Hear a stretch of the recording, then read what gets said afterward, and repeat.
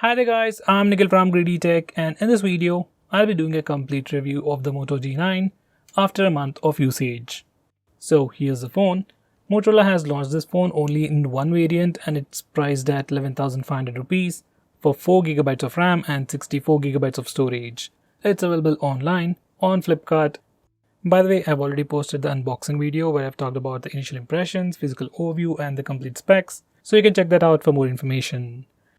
Now as for the review, let's start off with the design and build.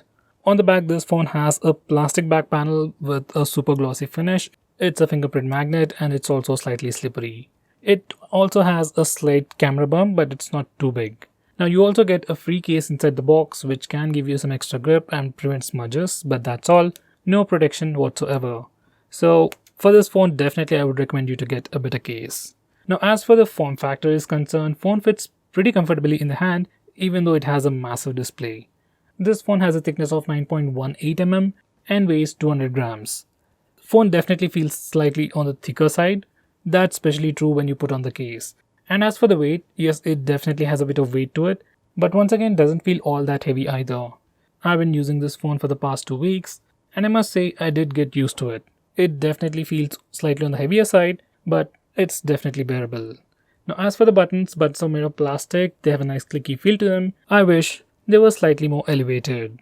Overall, in terms of design and build, I don't have major complaints. I wish it was slightly slimmer, but that's not possible because of the bigger battery it has.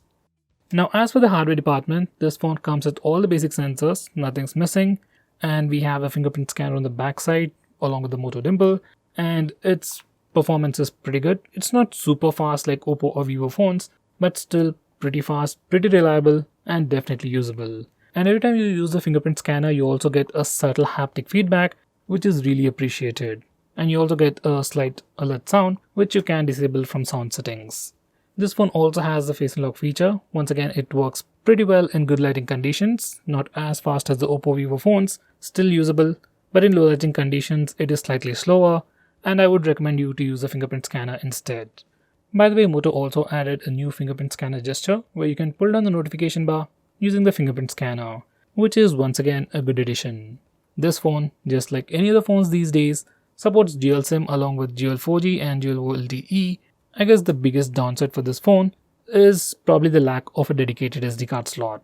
So if you're someone who really wants to use dual SIMs along with the expandable storage, then that's something you're going to be missing out with this phone. Except for that little con in the hardware department, I really have no complaints. Now for the display.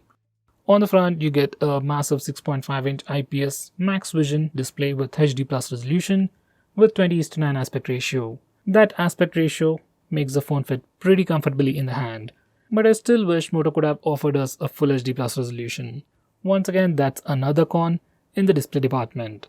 In all my usage, whether it's regular browsing, Instagram, Facebook, or while watching videos, I never felt the lack of resolution or notice any kind of pixels, except while gaming, especially for Asphalt 9. So for a normal user, you probably won't notice any difference in the display resolution, and in fact that HD resolution slightly helps with better battery life and better overall performance. So unless you play a lot of games, display resolution is not going to be a major issue. Now as for the auto brightness sensor, it is working pretty fine. And even the sunlight legibility of the phone is pretty good. Phone also has pretty big bezels all around, but I guess that's okay considering the price. Now for the cameras, this phone has a triple camera setup on the rear with a 48 megapixel primary camera and a 2 megapixel camera for taking portrait shots and a 2 megapixel camera for taking macro shots. For selfies, it is an 8 megapixel camera with f2.2 aperture. Now in the camera department, we don't have a lot of cool features, but it has all the basic features that you can expect. Video recording with electronic image stabilization, portrait mode for the rear camera and even portrait selfies. We also got a new night vision mode which will help us to take better pictures in low lighting conditions, but that only applies for the rear camera. Besides that, we also have cool features like slow motion video recording and time lapse, and something new for photography called Cinematograph, where you can create a GIF or a video with a splash of motion on a frozen image. It's just one of the fancy features. Now these are all the sample shots. Even though this phone has a 48 megapixel camera, you really can't compare it to other phones with 48 megapixel camera. Overall, it does a pretty decent job. It has good dynamic range, colors look slightly faded, but they do look natural, and by default it takes pictures in 12 megapixel resolution. Now these are some macro shots. Color reproduction is pretty good, and you also get a great bokeh effect on the background.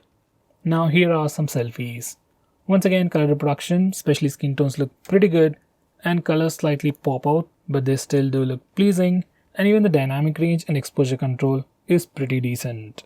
Now these are some shots with the night mode in low lighting conditions. Results aren't that great, but considering the price, I'll say it is doing a pretty decent job. Now these are some portrait shots. Edge direction isn't perfect, but it is still pretty good enough, and the same thing applies even for portrait selfies. Now here's a quick video recording from the rear camera. This phone also offers electronic image stabilization, and the stabilization also looks pretty good. So guys, overall, cameras on this phone are pretty decent and are good enough for the price. Now as for the software department, this phone is running Android 10 right out of the box with the July security patch. It is pure stock Android with some extra Motorola features which can all be found in the Motorola's dedicated app. As far as usage is concerned, everything has been pretty smooth, there are no software bugs, and even the navigation gestures work pretty seamlessly.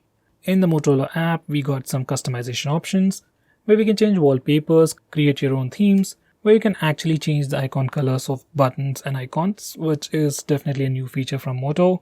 We also got the famous Moto gestures where you can flip your phone twice to open the camera application, do a chopping gesture to toggle the torch. We also got a new 3-finger screenshot where you can just touch the screen with 3 fingers to take a screenshot. We also got peak display, which is another famous feature from Motorola phones, and even that works pretty well. All these Motorola features and gestures work really well, and they are definitely much more usable than other phones which offer you tons of features which you might never use. So in the software department, no complaints, I really like it. I just hope it gets frequent updates. Now when it comes to performance, this phone supports a Snapdragon 662 processor with Adreno 610 GPU with 4GB of LPDDR4 RAM and 64GB of storage. These are the benchmark scores. Now throughout my usage, everything has been pretty smooth, no complaints whatsoever, and even while gaming, I had a pretty good experience in terms of overall performance. Because of this HD Plus resolution, gaming performance has improved, but visuals took a hit, especially in Asphalt 9. As for PUBG, I didn't notice any major issues. Now while playing games continuously for 15 to 20 minutes, phone reached a maximum of 42 degrees, and that's completely manageable. Motorola also added a new game time feature which brings in some shortcuts while playing games, like opening applications in a floating window, blocking notifications, taking screenshots and stuff. Right now there aren't many useful tools, but Motorola might add in something like a game acceleration mode in the future. Well, that's to be seen. By the way, memory management on this phone is also pretty good. Most of the applications that I use are still in memory. So when it comes to performance, it is definitely good enough for a normal user. And even for a gamer, if you can cope with that HD Plus resolution. Now when it comes to audio department, this phone has a mono speaker at the bottom, and this is how it sounds.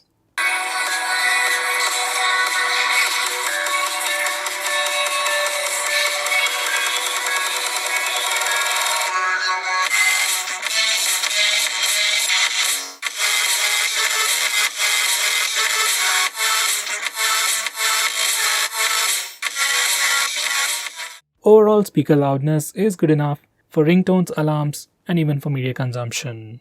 This phone also has an audio jack at the top, and audio quality over headset is pretty average. Now finally, when it comes to battery department, this is one area where this phone really shines. This phone has a 5000 mAh battery and comes with a 20 watts power adapter inside the box. In all my usage, it easily lasted me about 2 days, even with some light gaming. And even if you want to play games continuously on this phone, it can easily last up to 5 to 6 hours and still have enough juice for the rest of the day. So battery life on this phone is definitely great, and that fast charger is definitely a nice addition from Moto. It lacks a dedicated SD card slot, and that's definitely its biggest con, but for a normal user who doesn't need extra storage, it might not be an issue. So guys, to conclude, if you're looking for a phone with pure stock Android experience with a massive battery, fast charging support, decent cameras, then you can definitely consider the Moto G9.